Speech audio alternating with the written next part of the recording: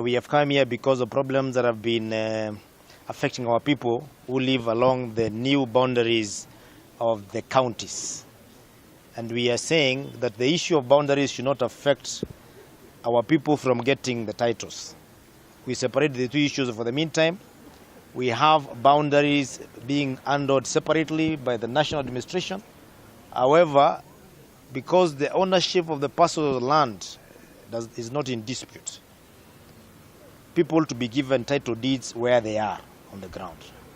In the event that there is a dispute between one neighbor and another, that should be handled in the normal legal process, but it should not affect the whole adjudication session, whereby you find thousands of people are suffering because of disputes between 2 or 3 people.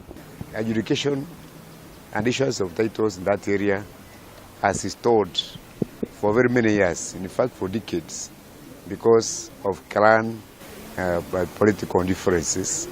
And we as leaders have agreed to put all those things behind us and to support the national government so that we can issue titles as quickly as possible.